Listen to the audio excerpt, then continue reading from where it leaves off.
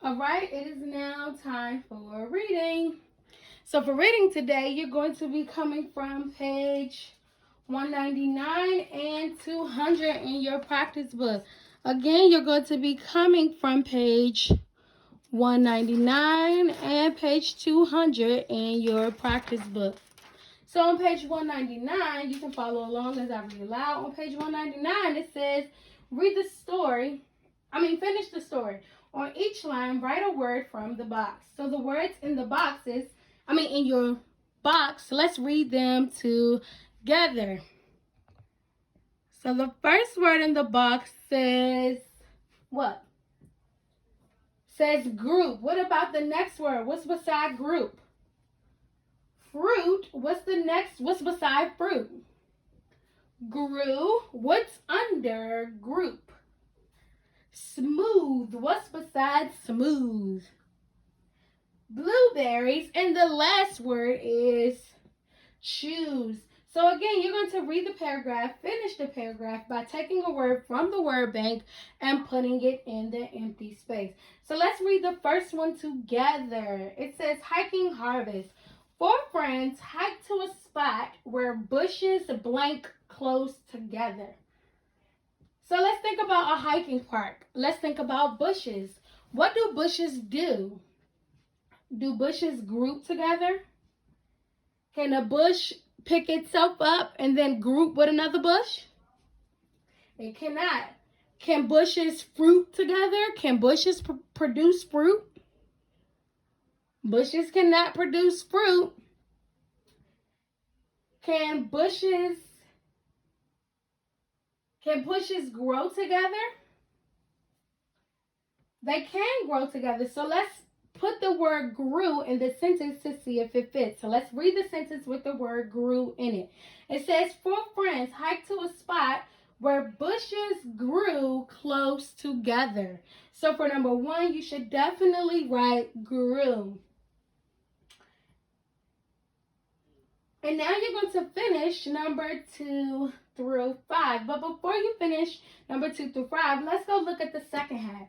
The second half says write a prefix from the box to complete the word in each sentence. So keep in mind that a prefix is a word, letter, or number placed before another.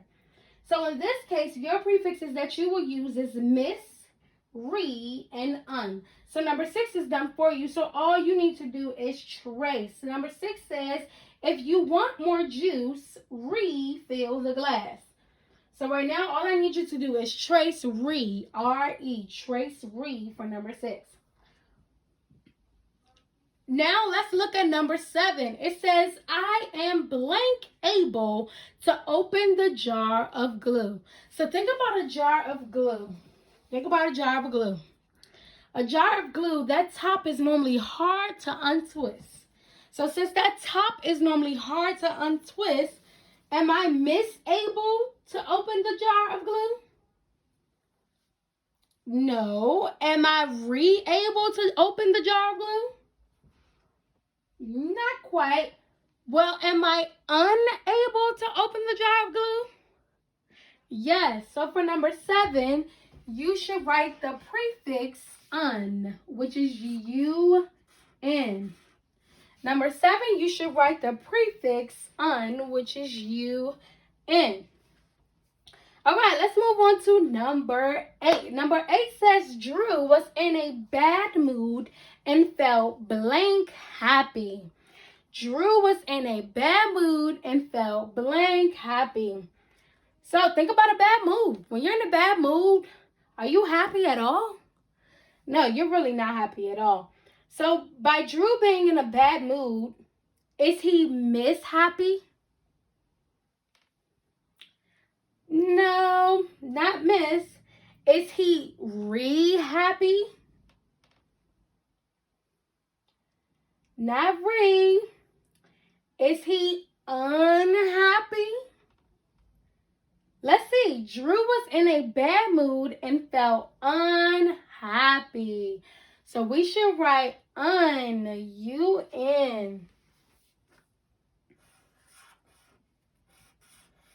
Okay, so Drew was in a bad mood and felt unhappy. Okay, number 9 says Mr. Rainfro has blank placed his soup spoon and can't find it. Number 9 was a little long, so I didn't write it all the way out, but we're actually going to do it together. Mr. Rainfro has blank placed his soup spoon and can't find it. Is it Mr. Rainfro has unplaced his soup spoon and can't find it? Not quite. Is it Mr. Rainfro has misplaced his soup spoon and can't find it? That is correct. So number 9, you should have the prefix miss. M-I-S.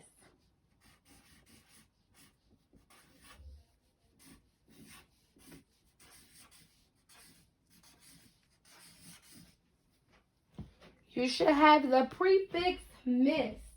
M-I-S. So the sentence should read, Mr. Renfro has misplaced his soup spoon, and can't find it.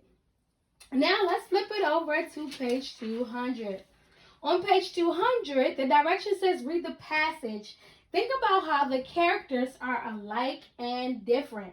Then fill in the Venn diagram. So this is where you're going to be comparing and contrasting. So keep in mind that in order to compare, it is the similarity or dissimilarity between two or more things. So if I have a ball and I have a shoe, I will be comparing them. I will see, well, what things can the ball do and what things can the shoe do.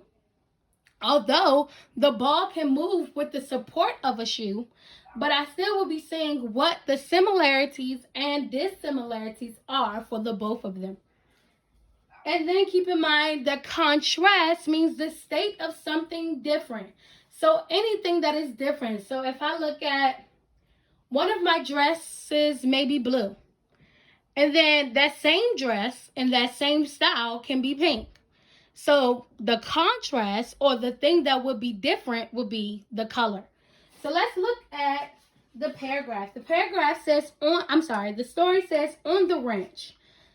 May and Lee are cowgirls who worked on a vacation ranch. May laughs and jokes a lot as she talks to visitors. Her job is to teach people how to ride a horse. Lee is serious. Her job is to groom and feed the horses.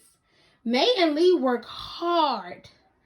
At the end of the day, they love to ride the horses for fun. So this story is about two cowgirls who live on a farm. One takes her jobs very serious, and the other, she just jokes and laughs a lot. But at the end of the day, they both collectively work hard as a team, and they both love to ride horses for fun. So you're going to look at the Venn diagram. You're going to answer each question thoroughly in the Venn diagram. Again, this Venn diagram is comparing and contrasting.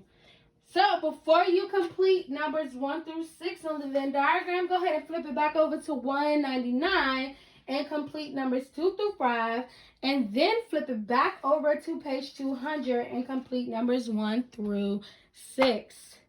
You all have a good one, and I'll see you all at 3 o'clock today. Bye-bye.